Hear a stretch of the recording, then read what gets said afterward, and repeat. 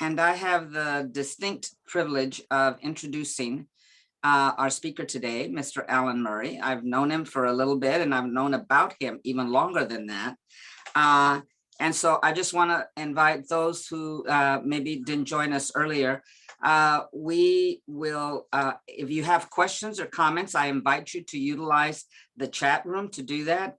And Alan says he's flexible, but because he is going to be using a PowerPoint, would ask that unless if your question is like burning, you know, at your fingertips, that you hold off until he's done.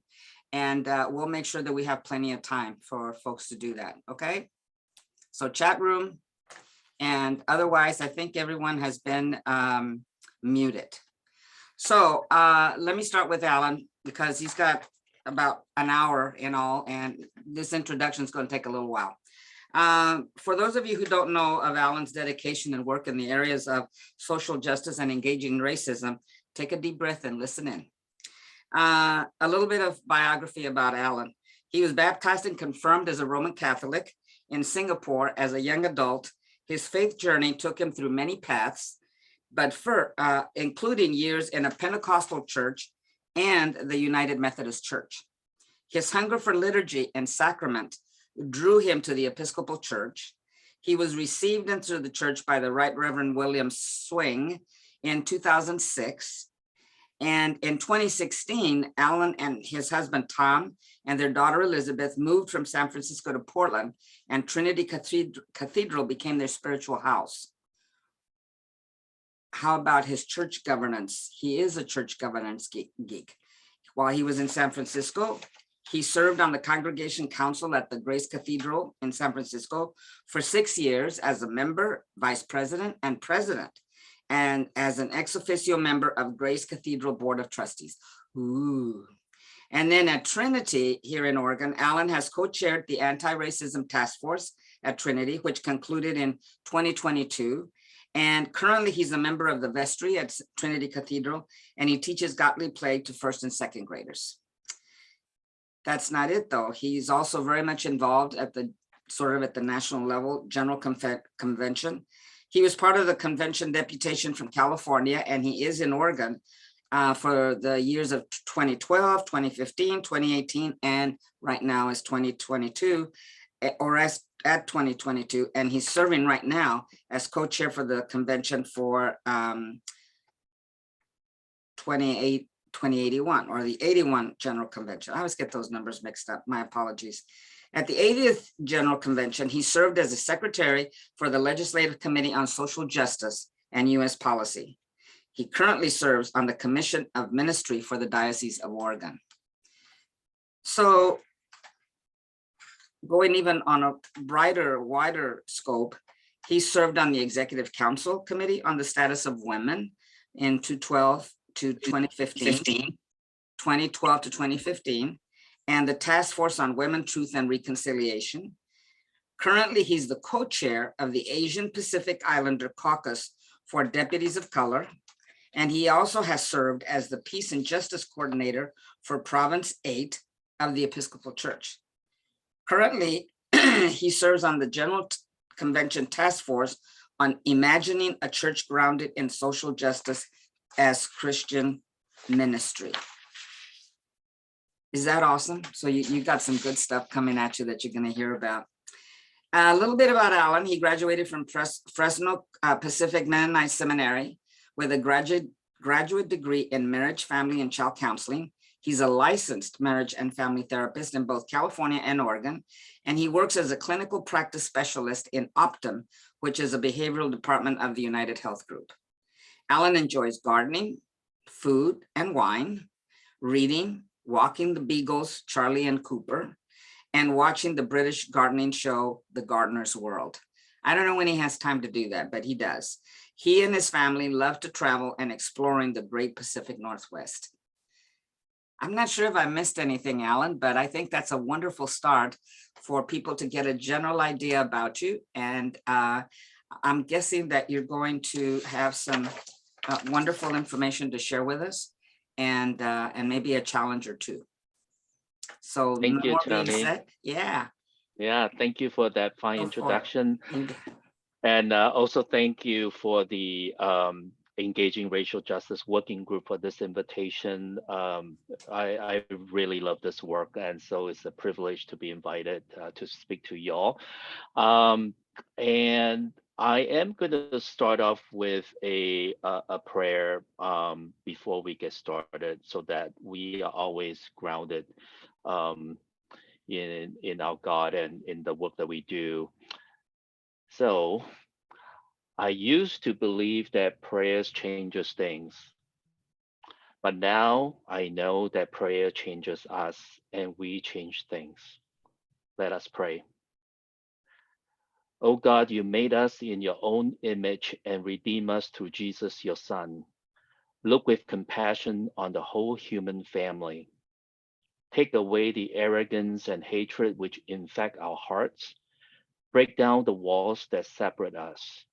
Unite us in bonds of love and work through our struggle and confusion to accomplish your purpose on earth, that in your good time all nations and races may serve you in harmony around your heavenly throne, through Jesus Christ our Lord. Amen. So I do have, I'm going to share my screen, and I prepare some PowerPoint slide, just so that it helps me to stay focused. And all right, can you see the PowerPoint? Okay, I'm gonna.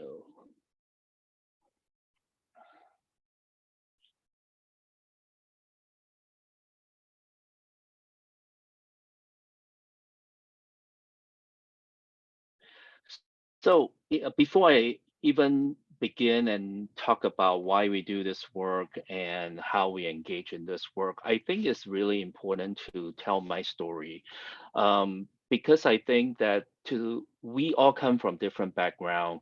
Um, we also come from different narrative, and we it's really important to really know our own story, because when you are engaging in the work of racial reconciliation, you are doing it not in a vacuum. You're doing it, you bring together with you your experience, your life story, your family background, your education, your whole life experience. So every one of us, our context is different. um, so just want to share this quote that talk about why is narrative really important. While the convention stories of our history and our social roles provide a powerful gravitational pull, storytelling has always played a significant part in challenging the status quo. The ability to imagine a world that is different than the present is the beginning of any movement for change. To be able to communicate the world one imagines to others and have it feel possible is the power of narrative. And this really reminds us that why, to these days, after so many decades, we still, feel that the Dr. Martin Luther King's I Have a Dream speech at the March on Washington so powerful. Why is it still being taught in schools? Thankfully, at least here, but definitely maybe not in Florida. He envisioned a new reality that reflects this current ideal in this I Have a Dream speech. I have a dream that my four little children will one day live in a nation where they will not be judged by the color of their skin, but by their character. So there's something about our own personal stories that really help to bring us together and to challenge the status quo. And in many cultures and in many settings, we, storytelling is really a big thing. Even in the indigenous culture, they gather in the winter to tell their stories.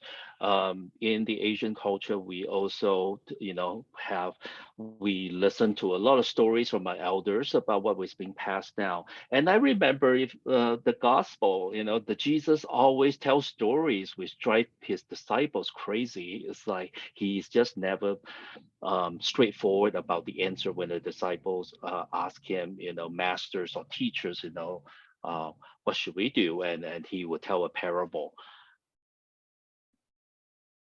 So to help you understand a little bit of context of where I came from, um, this is a picture. This is a statue of Sir Stamford Raffles. If you do not know who he is the founder of Singapore. Singapore was colonized by the Great Britain in 1819. So this Alan, statue, Alan, I'm yes. sorry to interrupt, but I think the slide we're seeing is maybe your last one with questions. Oh, sorry. Let me stop that. Um, Stop sharing. Okay. Sometimes when I have too many things open, I might be sharing the wrong screen. Okay, I think I got it this time. Did you see this? Okay. Yes, thank you very much. Thank you. Thanks for telling me. Oh, I will just keep on going and going with the wrong slide. So thank you. So this is the picture of the statue of Stamford Raffles in front of Victoria Memorial Hall in Singapore. It's right by the Singapore River. This is where he landed in 1819 when he founded Singapore. Singapore is a very strategic place in Asia where a lot of trades to Indochina have to go past this little island state. And so the British took advantage that this is a very strategic port and decided that, you know, they're going to have a slice of this land. And so this was 1819. So the colonial Singapore, of course, went on for, you know, a couple hundreds of years. And this is during World War II that the entire from the China Southeast Asia region, there was a war going on with the World War II. And of course, in in the Europe continent, there was another war going on. But in the Southeast Asia, was the Japanese occupation through China, Indonesia, Malaysia, and eventually ended up in Singapore. And the occupation lasted from 3 years and 8 months, during which I think about 70,000 civilians were killed during the Japanese occupation. So that is the context that I grew up in. I wasn't born. My father was perhaps 6 years old or 7 years old. He vividly remembered telling the story of hiding under the storm drain when the Japanese troop was marching over them. And there was another story, I'm not sure how true that is, was that our family home was raided just a few days before the Japanese surrender in 1945. And so when I grew up in that context, you could imagine that when I went to elementary school, I have teachers who have parents who went through World War II, and they were very anti-Japanese. I have a teacher that will not buy any Japanese electronic products or anything that was manufactured. And so that's the kind of narrative that I grew up in about this very anti-Japanese sentiment. And in 1965, this is the front page newspaper. This is a day after Singapore became independent. August 9th was the day that Singapore became independent. Not willingly, Singapore joined the Malaysia Federation to kick the British out so that they can become independent. But because of ethnic conflicts and because of our social political climate, we couldn't get along with the Malaysia government, and so they kicked us out. And so in 1965, August 9th, Singapore became an independent country. And fast forward to this is after 1965, Singapore became a metropolis, cosmopolitan city that is probably one of the wealthiest country with no deficit, with almost zero unemployment and skyscrapers. So I have left this country for many, many years. Like I think I came to the United States in 1999. So that has been that long. But I still have family there. My parents still live there. And the reason I'm sharing this story about Singapore and my growing up years is because um, I grew up in a majority Chinese country. Uh, right now, Singapore, out of 4 million population, about 3 million are Chinese, ethnically Chinese. They were immigrant from China. And so I did not grow up as a minority in my home country where I was born. So I have to learn what it means to become a minority when I moved to United States, and the racism that I had to experience, and the kind of anti-racism and racial justice work that I have to engage in, because now I no longer have that privilege to ignore racism because I experienced it. But when I was in Singapore, I was the majority, so I did not have. I have the what you so call like the Chinese privilege. I did not have to deal with racism.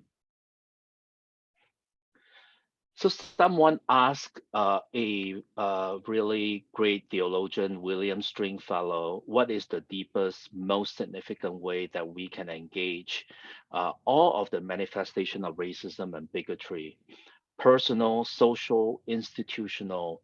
What is the best way to engage it? And his answer was baptism. Like baptism, it is about facing truths of our past, maybe even especially painful truths. And this is no, this is nothing new to all of us, especially for Episcopalian in this little microcosm of the Anglican Communion. This baptismal covenant is uniquely the Episcopal Church. You don't find this baptismal covenant in the Church of Canada or in Church of England. Um, and so this might sound very cliche, but the baptismal covenant is really the foundation of why we do this work. Whenever there is a baptism, we are called to renew a baptismal covenant.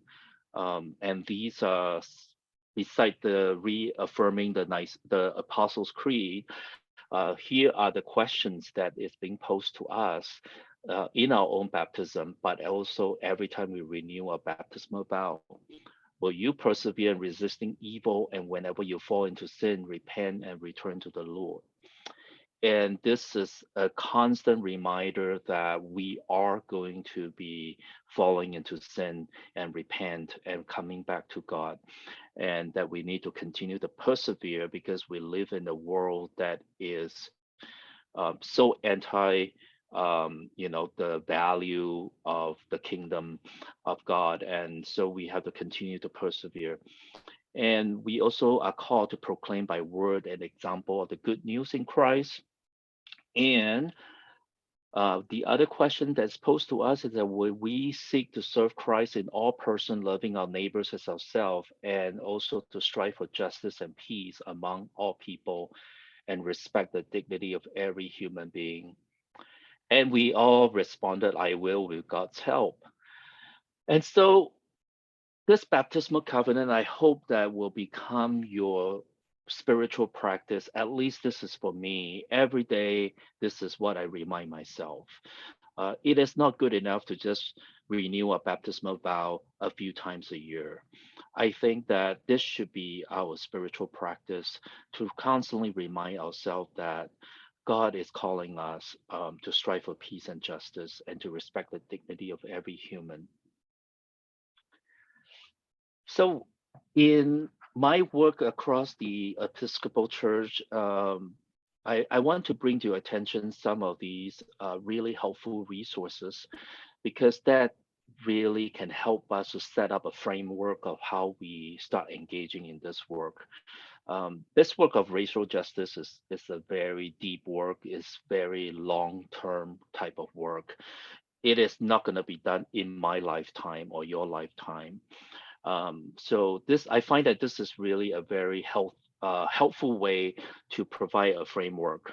So in we have an office of racial reconciliation in the Episcopal Church, and they came out with this framework, and I really like this metaphor of a labyrinth.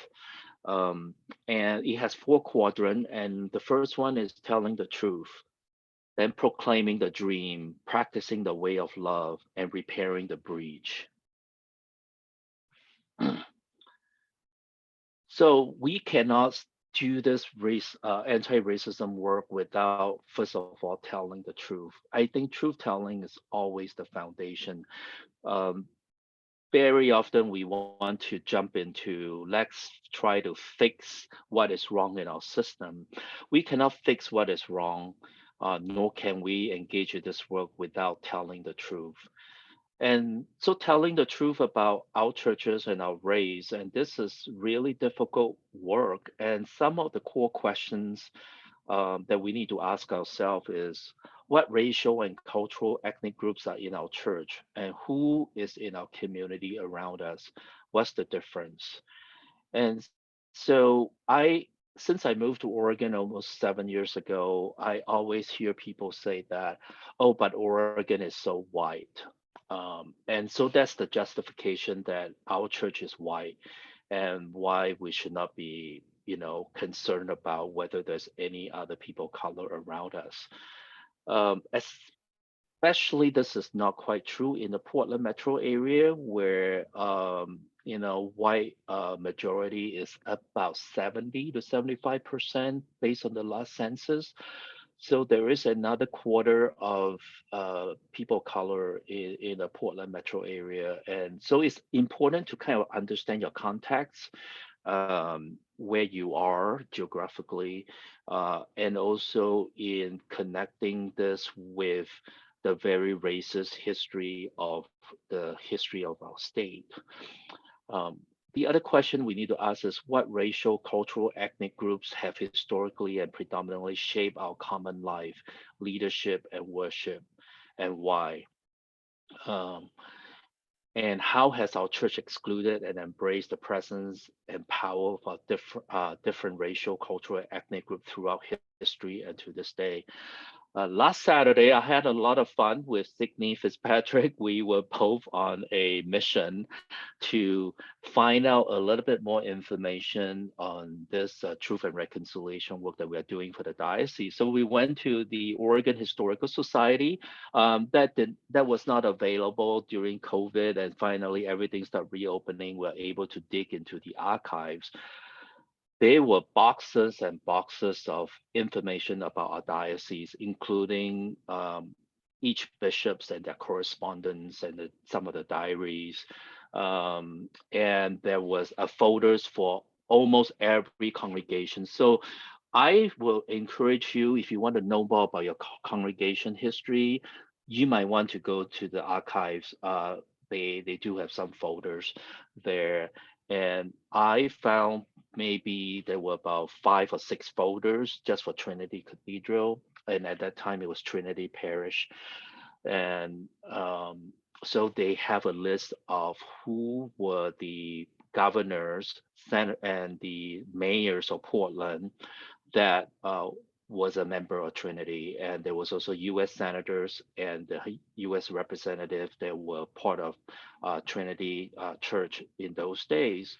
And one of the names that stood out was the not the eighth mayor, the 8th governor of Oregon. His name is Sylvester Panoa. And he was listed as, he was both a mayor and then he became a governor.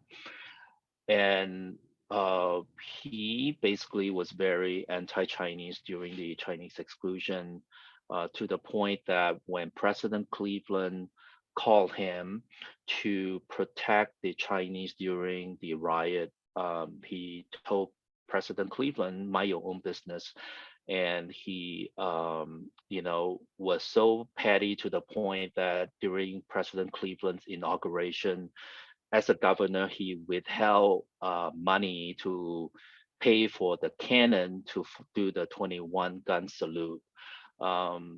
So that is the kind of history we are reckoning with, is that, and in those days, many politicians were also part of Ku Klux Klan members in Oregon. So I couldn't find any information of his ties to Ku Klux Klan. So I'm not going to say that he is, but I wonder about that. Um, so it's important to tell the truth of who we were and where we came from. And the second quadrant of the labyrinth is proclaiming the dream of the beloved community. And so some of the questions for us to really kind of reflect on is how has our town, city, and area participated in racial injustice or racial healing over time? What is happening today? What do we and our neighbors dream for a beloved community? So this is going to challenge us that we cannot do this work just in isolation within our congregation, although that needs to happen. Very often we try to so-called fix ourselves as a congregation before we venture out, but this work is not mutually exclusive. We need to do both. We need to engage in racial justice work, both within our own faith community, but also with our neighbors. Um, and what behaviors and commitments will foster and proclaim the beloved community. And the third quadrant is practicing Jesus' way of healing love, and this is about formation. This was one of the biggest, initiative of our presiding Bishop Michael Curry. When he talks about the practicing the way of love, he talks about learning, praying, worshiping, blessing, going, rest, and turning. And so some of the questions for us to really reflect more deeply about is how will we grow as reconcilers, healers, and justice bearers? What activities and practices, learning, and experiences would not just form us, but transform us? How will we share and receive stories, grow relationship across dividing walls, and seek Christ in each other, in our neighbors? So when we think about what will transform us, I am really encouraging all of us, when you have an opportunity to take any so-called anti-racism training. I really hate the word training because it sounds just like a once, just do it once, check off the box. I'm done. I met my canonical requirement. At least this is how our church is structured right now. But within the Episcopal Church, I would say the last 5 years or 6 years, there's been a lot of conversation about how do we move from something that is very transactional, which is a one-time check off the list, to something that's more transformational. And this is where I really highly recommend engaging in some kind of activities like Sacred Ground or becoming the beloved community. I will have some of those resources at the end so that you know where to find them. But let's think about in our faith formation in our congregation, what can we do to really lead to transformation and not just something that's transactional? And repairing the breach. Very often we use the word truth and reconciliation. We just want to tell the truth and we want to move straight into repairing the breach. To have reconciliation. But we definitely cannot skip the in-between steps of how do we proclaim the dreams as well, and how do we live the way of love, because all these are interconnected together. So some of the core question is that repairing the breach is what social institutions and systems most clearly bear the signs of racial injustice and brokenness, and how could we participate in the repair, restoration, and healing of people, institutions, and systems. And these are really difficult things to do because racism is so systemic and is so institutional. So you cannot just approach this racial justice work by on an individual basis. You have to really target and dismantle the system and the power. When we talk about white supremacy, we are not just talking about the whiteness of your skin color. We are talking about the system that comes with that afforded white people in the history of this country. So we have to start looking at the systems, our legal system, our financial system, our social systems, how all this was set up to privilege the white people in our history. So even when the Declaration of Independence and the Bill of Rights were written, when it said that all people are created equal, it was never meant for people of color. It was meant for white people. So that's the truth that we need to tell. In the last General Convention, there is a working group put together by the presiding officers. So the presiding officers is the president of the House of Deputies and the presiding bishops. They formed a working group on truth telling, reckoning, and healing. So I want to just kind of share a little bit about what are some of the process, what came out of that presiding officers working group on truth telling, reckoning, and healing. I am going to put that resource, the entire report, in the resource list that you will have in your hand at the end of our presentation so that you can take a deep dive.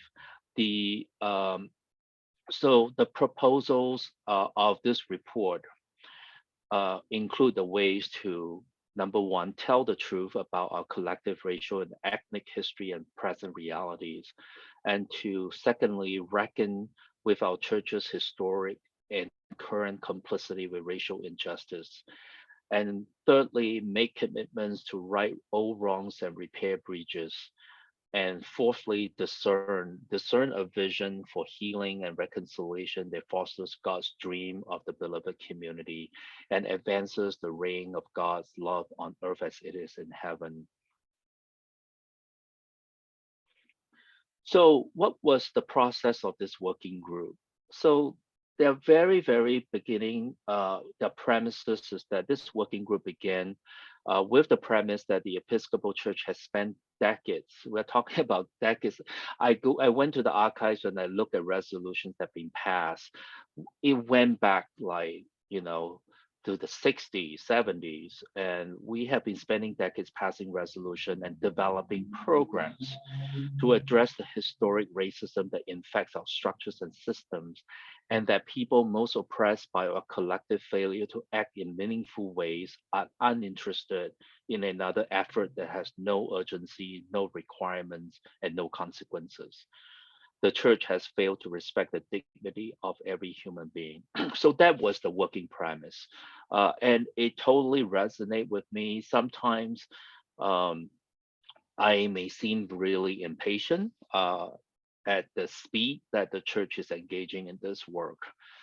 And people will say that we need to move at the speed of trust, and we need to. I totally get that, and we definitely need to have trust, and we need to have relationship in order to carry this work. But coming as a person of color is that people of color, their life is on the line day in, day out. They don't have the luxury of, you know, moving at the speed of trust. Uh, these issues are urgent, and it has dire consequences if they are not being addressed. And so when you see people of color getting impatient, uh, please understand this is where we are coming from, is that we are so tired that the church continues to pay lip service, and that we have passed all these wonderful resolutions and we develop all these wonderful programs, but nothing has changed. There's no urgency, no requirements, or no consequences. So what are some of the essential learnings from this report? um, one of the things is that the importance of dealing with the legacy of colonialism and imperialism. That the Episcopal Church stands in the legacy of colonialism, and to work toward change, we need to examine the ways we mimic colonialism in our thinking and practices, in our architectural art and decor. Um, this is really when we need to think about our own context in our congregation, in our church. Look at our music and look at our worship, our liturgy. Are they really um, a product of colonialism? And it is. If we look at our prayer book and if we look at our hymnals, there is a lot of colonialism in those materials. So we really need to start working to examine how do we start decolonizing, including our arts and our decor. Pay attention to the stained glass in your church buildings. Who gifted those stained glasses? Um, are they a depiction of a white God or a white Jesus, which is very common in the stained glass? There has been some churches, I know at least the Diocese of Missouri, there was a parish that they actually start to commission new arts for their worship space, asking artists of color to start depicting, the sacred stories, stained glasses, or icons that is not a white European Jesus. We must find ways to tell hard truths about how we inherited our tradition and explore our cultural DNA of Anglicanism that can help or hinder truth and healing.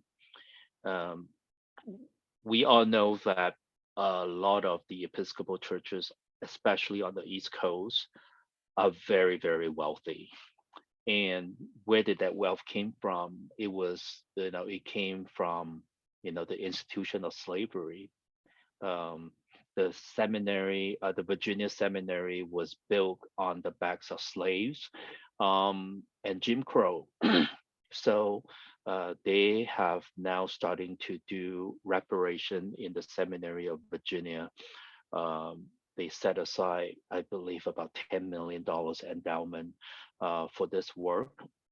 And they have so far identified about 146 descendants who still live in Alexandria, Virginia, and start doing reparation. So it's not just that the family, the descendants receive a check once a year until they die. They actually build relationship with these families. They start to bring these families together to tell their stories. They also ask them, what can we do to make this relationship right?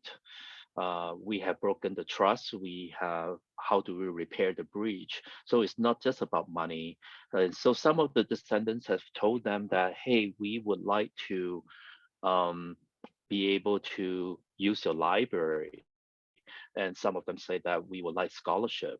And some of them say that we would like you to build a monument to remember our ancestor. So reparation looks differently for different people. It's not a one size fit all. And because of colonialism and imperialism, we are a global communion. And that also means that we do not have to do the work of anti-racism alone. And that racism affects different racialized groups in both unique and similar ways across the region and nations where the Episcopal Church exists. There is a tendency within the Episcopal Church to flatten racism to a black and white paradigm and to view it through the United States history. Although racism rooted in anti-Blackness is fundamental in the United States, that does not justify erasing the particularities of Indigenous, Asian, Latinx, and other peoples of color. That is why turning the mirror on white dominating culture is vital to anti-racism work. It takes away the wedge between oppressed groups of people and names the system that is responsible for and benefits most from the oppression. So here are some suggestions, telling the truth. They are suggesting that we need to develop, adapt, and share truth-telling opportunity that emphasize respect for and sacredness of those who have experienced exclusion, oppression, and/or trauma at the hands of the church. Respect for those voices includes safety practices so that these persons are not subject to re-traumatization in telling of their stories. And for reckoning with our past, conduct a fearless and searching corporate moral inventory of the harm caused by white supremacy and the legacy of colonialism and imperialism. Develop a set of accountabilities for amendment of life, including financial, emotional, spiritual, and moral restitution at every level of the church. So it's not just financial, we are talking about emotional and spiritual and moral restitution. So work towards healing, develop and adapt liturgical forms for amendments of life, spiritual practices of healing, restitution that include ongoing steps to ensure that this process becomes part of our common life in becoming and building up the beloved community. So one of the very I like to look at racial justice work from a very intersectional kind of perspective. In fact, when I started to engage in social justice, I wasn't really that quite interested with racial justice work. I started off with engaging in a lot of women's rights issues, starting in 2012 when I served on the Executive Council Committee on the Status of Women. I was the only man in the group of 12. And I asked the president, Gay Jennings, at that time, I said, why did you appoint me to this group? I'm the only guy. And she told me that you need this and they need you. And so I went along with that. And boy, that was a transformational experience. I started to really grapple with my male privilege and what women had to put up with, um, and continuously in our own church. And that really led me to start thinking cross-sectionally and in an intersectional way about other justice issue, um, including racial justice. So we need to really start paying attention to these intersectional kind of issues when women's rights issues is, social justice issue. Racial justice issue are social justice issues. So they are all intersectional. And that they are encouraging that we develop these models and they should be made available to all dioceses, congregation, ministries, and affiliate organization, as well as interim bodies of the Episcopal Church. So I want to just kind of leave with some suggestions, because I really do not like to just talk about theories, but I like to challenge each one of us. What can we do and how shall we be? So first of all, let's really learn to move beyond the black and white paradigm that racism is not just a black and white issue. It affects all people of color. Be curious, be inquisitive. Really, you want to learn from other people of color or from other your friends who might be white, who are engaging in this world. Be curious. Ask them questions. Why are you doing this? How can we be part of this? Be willing to do your own work, to not rely on people of color to educate you, because we are exhausted. So we are willing to form allyship with you. We are here to provide resources and support you, but you have to do this work. And here is one resource. The link will be in the resource guide as well. This is founded in 2018. It's called My Work to Do. It is an online affinity group designed to help white people build stamina for discussing race, racism, systemic injustice, racial healing, reconciliation, and justice in everyday lives. So it is really a great website. It has tons of resources that will walk you through to do this work. Black, Indigenous people, color are welcome, but they do need to understand this is a white center space, and it may not always be safe space. And the other thing that I mentioned this several times is decolonizing our music and liturgy. So what does that mean? It means that, for goodness sake, let's not just have white music.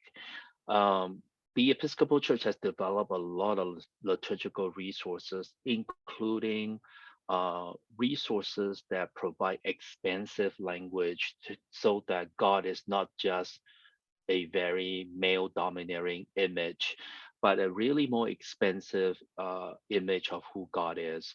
And we also need to use other resources, especially the Lift Every Voice and Sing. We have that hymnal for quite some time. It is a wealth of resources. I would encourage every congregation to start using Lift Every Voice and Sing hymnal in our worship, not just the blue hymnal that we have. But very often I've seen churches, what they have done is that they will just throw in one or two hymns, from Lift Every Voice and Sing. And, as a kind of, I would say sometimes even feels like tokenism, to make themselves feel good that, hey, we try. But how about, let's use those hymns for our processional, our recessional, in those worship that is part of our liturgy that is always dominated by a very white liturgy. So that is my challenge, is that let's start using that, and there's many other liturgical resources that's available to help our worship to be more inclusive. Other things you can do is acknowledge your own racism and allegiance to white supremacy. It is really hard to give up power, and I get it. I used to come from. I shared my story. I came from a culture that I have a lot of power over other ethnic groups, and it is really hard to give that up. Speak up, don't be silent. When people are using the N word or using derogative comments, making fun of people of color and their culture, speak up, don't be silent, and be prepared for a backlash, but you will survive it. And do the land story of your faith community. Land story is kind of like a forensic steps that you take to see how your land of your congregation is being acquired. Who was the steward of your land?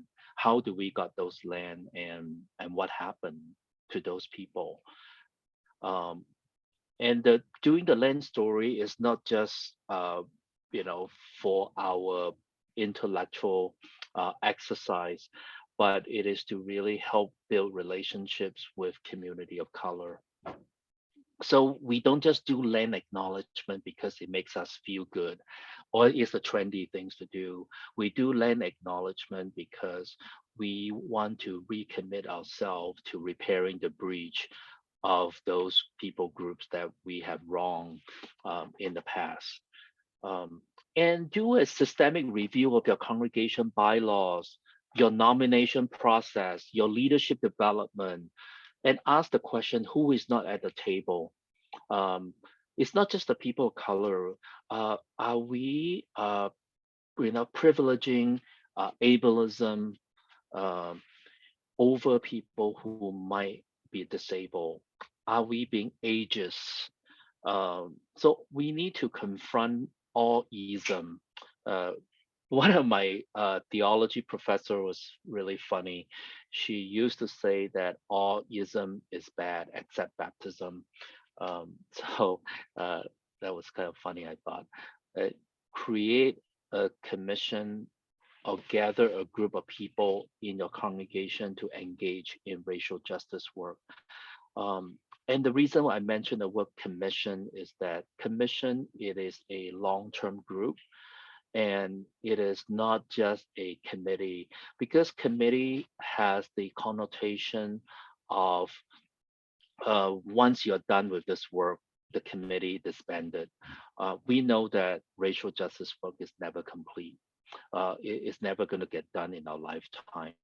So start gathering a group of people in your congregation to engage in this racial justice work. Come together, bring people together to have conversation about what does that mean? What does it look like for us if we want to do this work?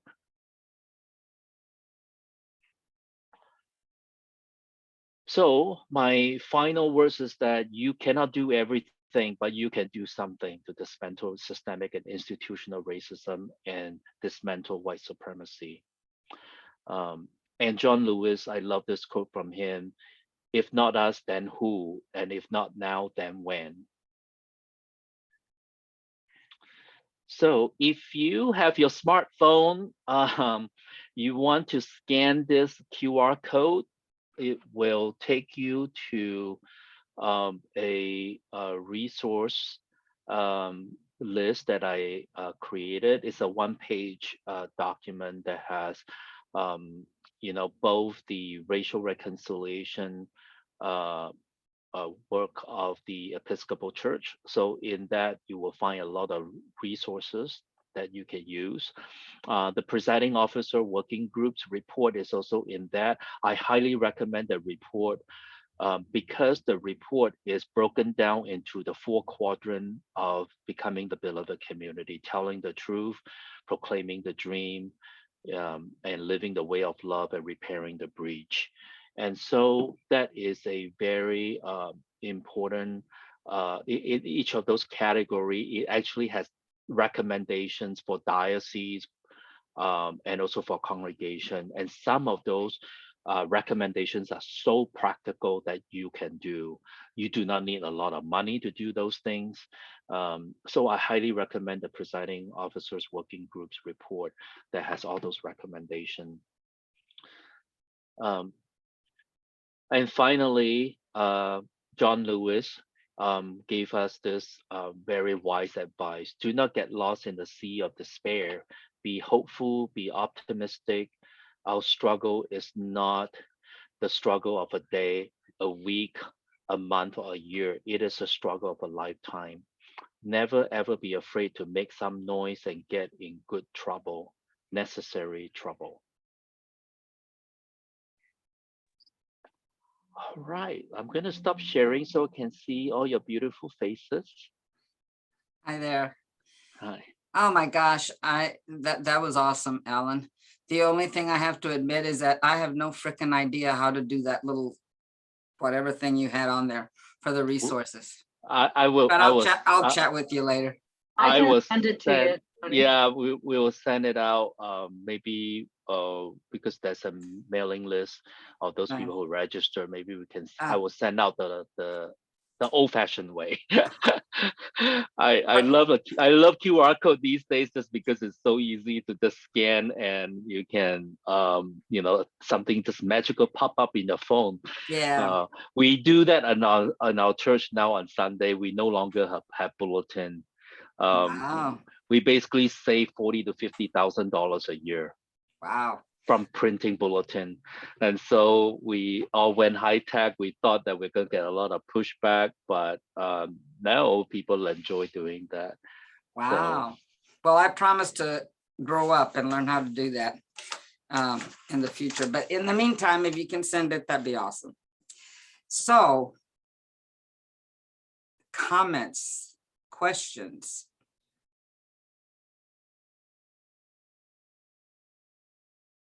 Barbara?